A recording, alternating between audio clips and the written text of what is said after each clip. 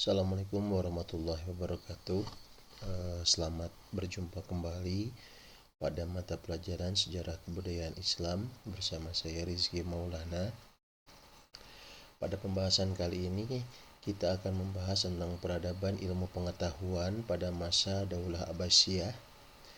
Sebagaimana kita ketahui, Daulah Abbasiyah ini berdiri pada waktu 750 sampai 1298 Masehi. Merupakan suatu zaman di mana keemasan Islam mulai muncul dengan peradaban ilmu pengetahuan yang berkembang dengan pesat. Nah,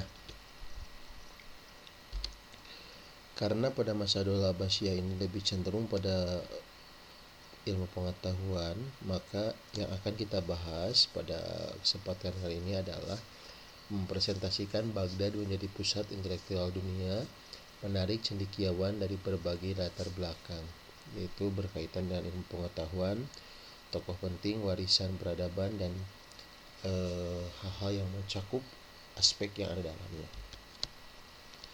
Nah, pada masa daulah ini dibangunlah sebuah bait al-hikmah, artinya jantung intelektual Abbasiyah, yang mana bait al-hikmah ini adalah pusat penerjemahan karya-karya atau buku klasik dari Yunani, Persia, dan India, bahkan ada yang menyebutkan selain dari negara tersebut.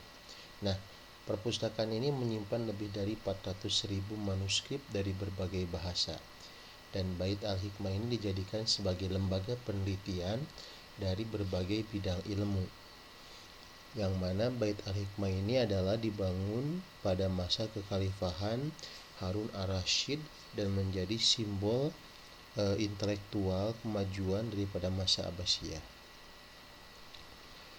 Selain itu juga pada masa ini ilmu bidang matematika dan astronomi menjadi ilmu yang sangat populer dan menjadi pondasi dalam ilmu modern. Sebagaimana kita ketahui, ada beberapa tokoh penting, yaitu Al-Khwarizmi yang kita kenal sebagai Bapak Al-Jabar, yang mengembangkan konsep algoritma dan sistem angka Hindu-Arab.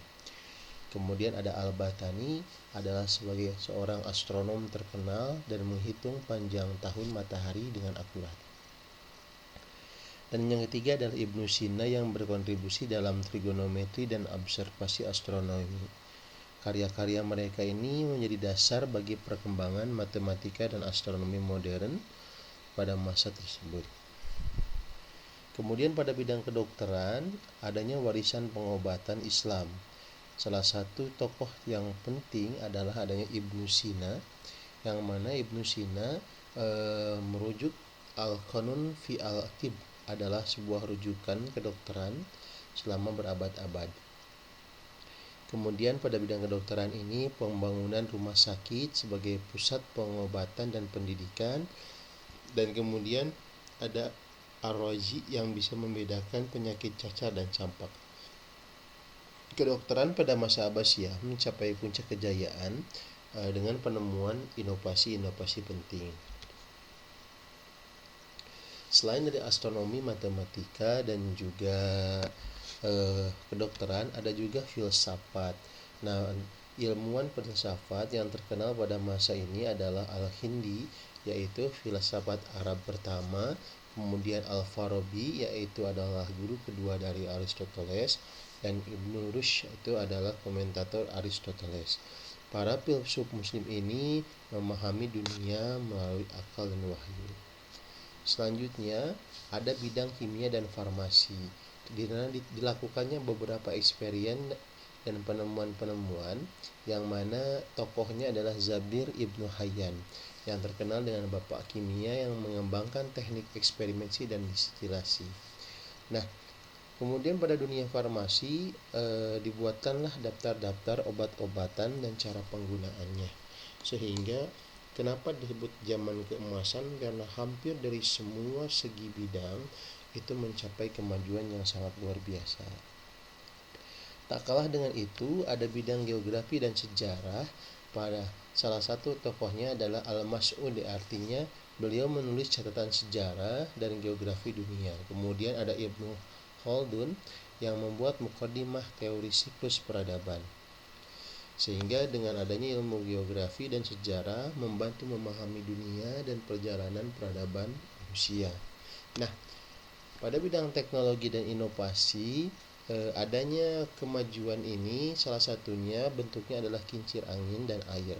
Artinya, kincir angin dan air berguna untuk irigasi dan penggilingan.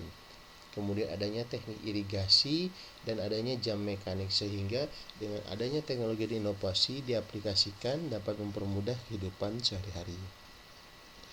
Nah, dampak warisannya adalah adanya transfer ilmu pengetahuan dari Eropa melalui Spanyol Islam.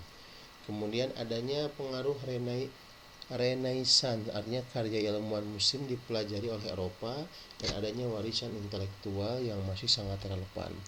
Kesimpulan dari yang kita bahas bahwa ada inspirasi untuk masa depan. Salah satunya adalah toleransi, artinya pentingnya toleransi dan keberagaman. Kemudian pentingnya inovasi dan semangat inovasi dan kolaborasi, dan yang terakhir adalah investasi dalam pendidikan dan penelitian, sehingga peradaban Abbasiyah adalah inspirasi untuk membangun peradaban yang lebih baik di masa yang depan. Itu saja yang dapat kita sampaikan. Mudah-mudahan apa yang kita pelajari dapat menjadi bahan pertimbangan, kemudian bahan inspirasi. Terima kasih atas waktunya. Wassalamualaikum warahmatullahi wabarakatuh.